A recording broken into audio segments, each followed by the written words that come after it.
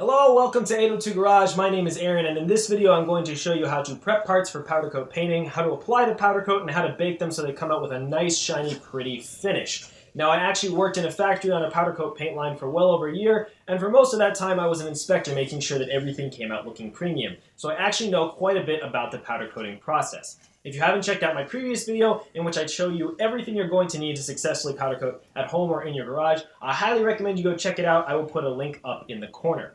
Briefly, what you are going to need, of course, is a powder coating system and gun like this one from Eastwood. Now, I am not sponsored by Eastwood in any way, but I do see that this product gets pretty good reviews overall. You're also, of course, going to need a powder coat paint in the color of your choice. And just so you know, I will be putting links down in the description to all of the items that I talk about in this video, as well as some I don't have right now. You're also, of course, going to need an air supply. You'll want an air pressure regulator, probably an air moisture separator. I also recommend a mask to block the paint from getting into your lungs, of course, and glasses to make sure it doesn't get in your eyes. It's also going to be very handy to have an infrared thermometer, and you're going to want various tools to clean and prep the part, as well as masking supplies and cleaning supplies like rubbing alcohol. There's also some really nifty silicone plugs and caps you can get in case you're dealing with threads and screws, so I highly recommend buying some of those. You are, of course, also going to need a way to heat the parts, so I recommend a large toaster oven or just an old oven to put in your garage. I already have this one preheating at the desired temperature. Next, I'm going to talk about actually prepping the part for paint, and this is very important, just like if you were using any kind of liquid-based paint system, because if the part is not prepped properly, guess what? The powder coat finish is going to come out looking terrible. This is the part I'm going to use to demonstrate powder coating, and it's the clutch fork from my Mitsubishi Eclipse GSX project car. It used to look rusty and terrible, but I have already prepped it for you. I'm going to assume that if any of you are trying powder coating at home, you're probably at least somewhat familiar with how to prep parts for painting. However, I will go over briefly some challenges that you'll face when powder coating specifically, and I think this is a great example part because there are lots of little difficulties. So the first thing I want you to note is that I did use normal masking tape for this. This is actually a trick because typically you're going to want to use high temperature masking tape, which is made of a plastic that really resists high heat. If you do use a normal masking tape like this, you're going to have to take it off after you've applied the paint, but before you put it in the oven. I also want to show you a nifty little trick I used here because I don't want paint to get into this part. I've put a little tag on here with the masking tape so I can pull it out when I'm done painting. Other difficulties you're going to encounter with a part like this is little areas in this U where the paint is going to try to be repelled by what's called a Faraday cage effect, and that's because of the magnetism being used to apply the paint. So it may be a little more difficult to get paint into these little crevices. I also do want to show you that there's some oddity on the other side of this part, and that this little retaining clip for the pivot can actually move. So that also means that there's going to be a little bit of space underneath it, which won't really get paint inside of it. The only reason I haven't masked this part where the ball contacts is because I think the cage effect is going to repel paint in there, so I'm not going to worry terribly about it. Another note, you should never touch the part after it's been cleaned like I'm doing right now, but I just want to make sure I'm showing you exactly what I'm doing. Basically, to prep this part, I used wire wheels on an air die grinder, and I made sure that I got all the old rust and paint off. You want to be really thorough because some old types of paint, when baked, will actually ruin the finish of the new powder coat. You also want to make sure that for areas like this, that you've gotten everything out from under that little clip, because otherwise it could come out while baking and again ruin the finish. So after I wire wheeled off all the old finish and rust, I sprayed it down with rubbing alcohol multiple times and wiped it off with nice clean rags until I was getting no more dirt off of it. And then, because this is actually a cast iron material, or a cast steel, it's a fairly porous metal, and that means that there could be some outgassing when you bake it, or other phenomena which are going to make your finish look crummy. So it's a good idea to pre-bake a cleaned cast part like this one, especially when it's a thicker metal. So I have actually already pre-baked this, and then took it out, masked it off, as I showed you earlier, and then hung it on this wire hanger. So this part is basically ready to paint. So next I am actually going to fill the powder coat container for the gun itself, and I'm not going to fill it all the way, just partially because I know that I won't need it completely full of paint. Although it is fairly expensive, a pound of paint is going to go quite a long ways. Once again, links to all these products will be in the description. Please go check them out. Even if you don't buy, it could help out the channel.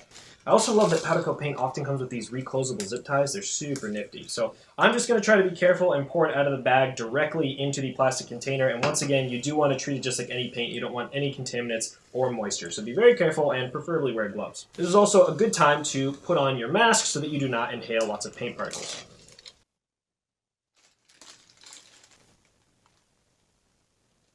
Now, after first making a fool of myself by getting paint pretty much everywhere, because this stuff does come out kind of fast like a liquid and then makes nice dust clouds, I have actually just crafted myself a clean paper funnel and actually taped it to the jar, so this should make pouring a little bit easier and hopefully make me look less foolish. Ah, yes. Those are the results I'm looking for. So I have this filled up, I'd say a little less than halfway. So next I'm just going to actually screw this into the gun. And I mentioned it in my previous video, but don't tighten it too hard because I have heard that this plastic cap can break. So it did take me a second to get everything dialed in, but now that I have this operating at just about 8 to 10 psi, you should get a nice cloudy stream of paint out. You'll also notice I removed the little deflector, which is mostly useful for when you're going inside of a part that you really want to coat the inside of, or if you're going into coil springs, for example. So you should get a nice mist like that. That's all that you really want. So hopefully you can see that. If there is a tiny bit of leakage out of here, it's not the end of the world. I wish this thing sealed a little bit better. You could always sand the top of the jar to make sure it's nice and smooth, or find some kind of rubber seal to add in there, which I probably will do later.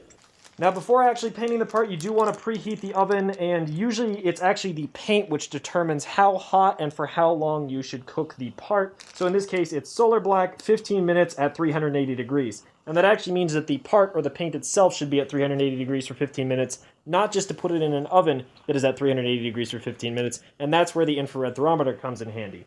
So the next thing I want to note before I actually paint this is grounding. You will note that I used a metal hook going through the part, making sure that it makes good contact in order to hang it, and that's because you can use the wire itself to ground the part. The good grounding is essential because without it the paint simply won't stick, because you're negatively charging the particles coming out of the gun and they have to go to a grounded part, and this ground strap on the actual system is what makes that happen. So as long as you attach it to something metal attached to the part, you're going to be fine.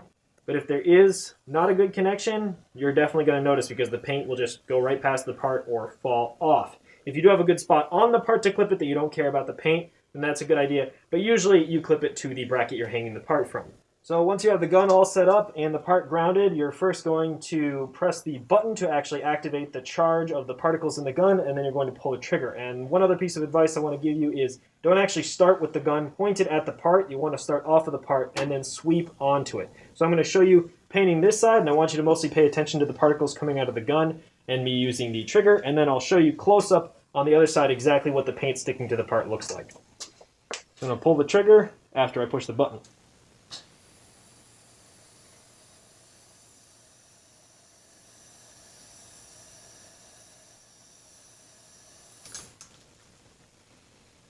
And as I said, you can see not a lot of paint got into that little pivot point in there because of that Faraday cage effect. So now I'll show you painting the other side so you can see it close up. So again, I'm going to push the button first, start off with the part, and then pull the trigger. And you just want it to have a nice even coat on it. As long as you can't really see the metal underneath it, that's going to be a fairly decent layer. It's probably a little bit light right inside of those corners right there, but it's going to be a little bit hard to coat them anyways. What you could do is turn down the pressure a little bit, start off the part, and just kind of touch in there with a little more powder. You're definitely going to waste some powder anytime you're powder coating, but don't worry about it too much. So I want to show you real quick some things that I learned in the factory. So first of all, you can tell that this part is actually light, and by that I mean it doesn't have enough paint on it because you can see the shiny metal through the paint all along this side. So that lets you know that there's not quite enough powder coat on it. Just like you can see over here, you can still see bare metal, and right behind there how it's nice and shiny. However, this is nicely coated up top because you cannot see any of the metal. Down here, once again, a little bit light because you can see that sheen through it.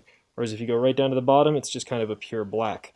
Now, at the factory, when we would powder coat parts, we would actually have a mill checker, which would check how thick the paint is after it was done being painted, and if it was too thin, we would have to recoat it, and if it was way too thick, sometimes that would be a major problem too, because powder coat is hard to get off. So again, a little bit light on the sides. So I've turned down the pressure on the paint gun, and I am going to give each side a quick coat. So I'll show you that right now.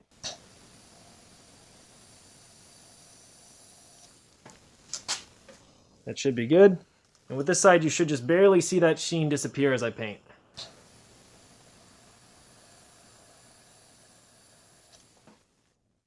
There you go. You can actually see this area that was like got mostly filled in when I painted the sides. I am just going to give it a quick little burst more.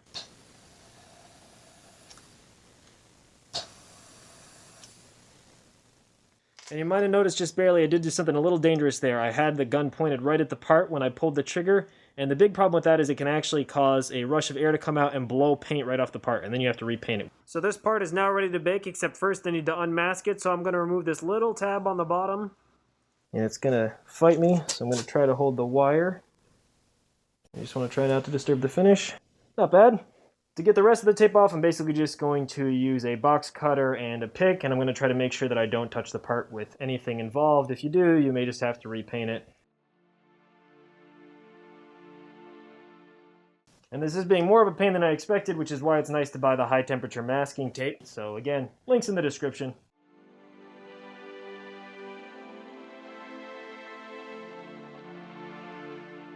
And there you go, the unmasked areas are nice and shiny and the rest of the part is all black. So now that it's unmasked, this is ready to go in the oven. So I have had the oven preheating, and if you have one of these nifty little thermometers, you can actually check the temperature inside.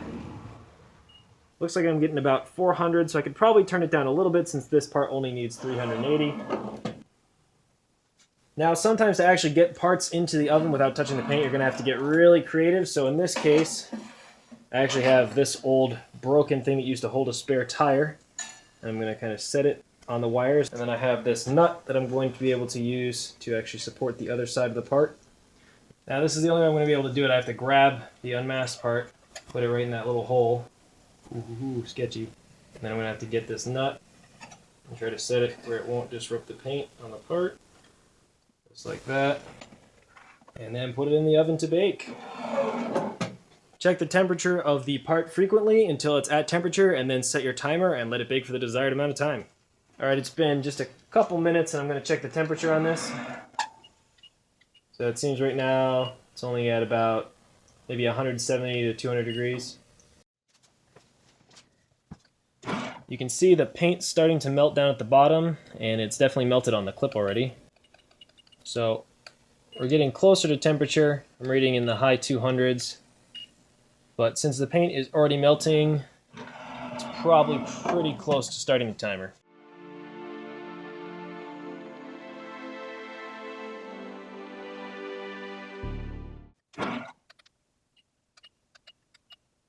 You can see it's well over 300 on certain parts of the part now, and I think part of the problem is because this is a nice thick cast piece, it's hard to actually get it up to the temperature of the oven. But since the paint is definitely melting well and it just all needs to melt and stay at a baking temperature for a period of time, I'm going to give it 15 minutes from now and that should be good. So in some ways powder coating does take a little bit of estimation, but it's definitely useful to do your best to bake at the desired temperature for as long as it says.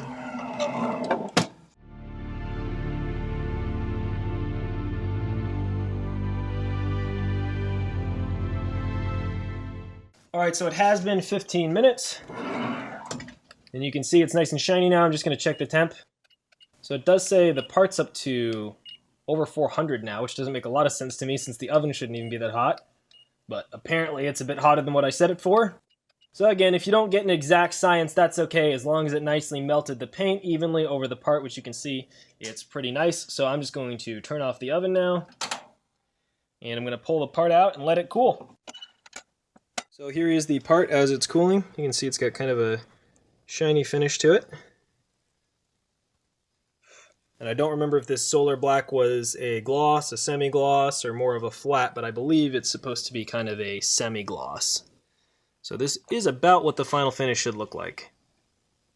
Now once the part has cooled sufficiently, you can obviously remove the wire and anything else. And now this should have a nice durable finish, and I can feel that this went on pretty well, so I'm very satisfied with the results here. I did look real quick, and this solar black is a medium gloss, so it should be fairly glossy but not crazy, and that's exactly what I ended up with.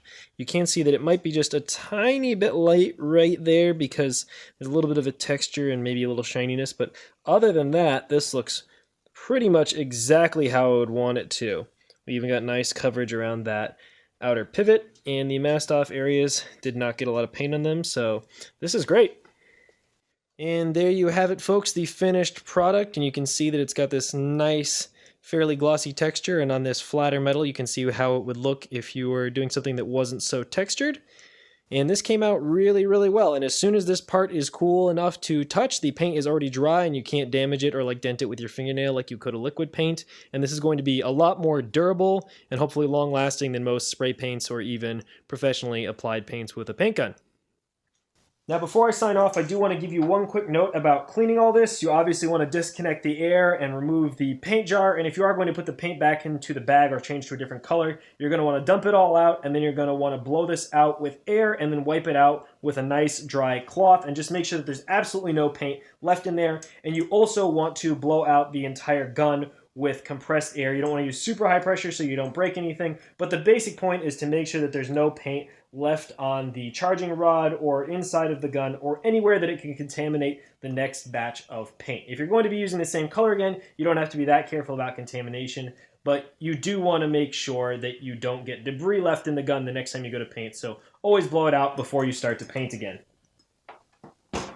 There are also, of course, full instructions for cleaning your gun in whatever manual came with your powder coating system. Once again, I am not sponsored by Eastwood, but I do want to say I'm pretty happy with their DIY powder coating system. It's definitely a good solution for doing powder coating at home on a budget. There are just a couple things I would have liked changed, and that's they should have put a better seal for this jar. That way you didn't have paint leaking out when you applied pressure, but there's certainly ways that you can homebrew that won't be too difficult. I also would have liked it if this switch was integrated into the trigger, so it was basically a partial pull activated the energization, and then a continued pull actually activated the air. It wouldn't have been too hard to make work, but I suppose it would have increased the price. So overall, pretty happy with the Eastwood solution. Again, link down below. Well, there you have it, folks. That is how to successfully powder coat metal parts at home in your garage. I know there are several other videos out there on how to powder coat at home, but I hope you enjoyed my take from someone who actually worked in a professional powder coating facility for quite some time. I tried to give you some really helpful tips in there, so I hope this helps you out when you try to do it yourself at home. If you liked the video, please give it a thumbs up. If you have any questions about powder coating or any questions or comments from me in general, please leave them down below and I will definitely get back to you. I always love talking to my viewers. As I said earlier in the video, all the products that I used and some other products that are definitely helpful for powder coating will be linked in the description, and if you go check out those links, and especially if you buy something, it'll really help out me and my channel. So thank you once again so much. If you like this DIY project or you like project cars, please subscribe to my channel, 802 Garage. Thank you, and I will catch you all soon.